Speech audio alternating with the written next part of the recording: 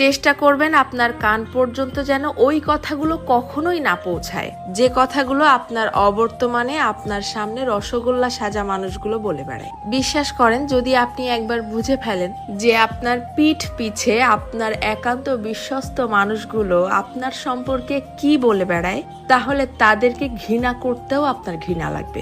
যদি আপনি বুঝে ফেলেন আপনার কান পর্যন্ত কোনো কায়দায় যদি কথাগুলো চলেও আসে, তখন আপনি এমনিতেই নিঃশব্দে মেনে নিতে বাধ্য হবেন যে আপনার আশেপাশে আসলে আপনার বিশ্বাসযোগ্য কেউ নেই। যখন কেউ আপনার প্রশংসা করবে, সেটা তারা কোনো রকম রিয়াকশন ছাড়াই চুপচাপ শুনবে। অথচ কেউ যখন আপনার সম্পর্কে খারাপ কিছু বলবে, সেটা দেখবেন যত দ্রুত সম্ভব এরাই মানুষের মধ্যে ছড়িয়ে দিবে।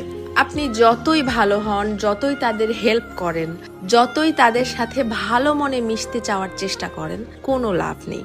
কারণ এরা আপনাকে হিংসা করতেই বেশি পছন্দ করে। আপনার সামনে দেখাবে যে আপনাকে ভালোবাসে, অথচ আপনার পিঠ পিছে আপনাকে প্রচন্ড লেভেলের হিংসা করে। দীর্ঘদিন ধরে সবকিছু জেনেও চুপচাপ সহ্য করতে করতে যখন আপনি তাদের মতের অমিল হয় এইরকম সামান্য দুই একটা কথা বলে বসবেন, তখনই বুঝতে পারবেন তাদের আসল রূপ। তাদেরকে এতদিন ধরে দেখানো আপনার সমস্ত সম্মান, ভালোবাসা, হেল্প, স্যাক্রিফাইস বিশাল আকারে ঢাকঢোল পিটিয়ে আপনার মুখের উপরে ছুঁড়ে মারবে, যেন এগুলো তাদের কাছে কিছুই ছিল না। আমার কথাগুলো বিশ্বাস হচ্ছে না? আপনি আপনার জীবনে এই ব্যাপারটা একবার অ্যাপ্লাই করে দেখতে পারেন। বিশ্বাস করেন, কেউ কারো আপন না, শুধুমাত্র সামনাসামনি আপন আপন সাজার ভান ধরে। যত দ্রুত আপনি এই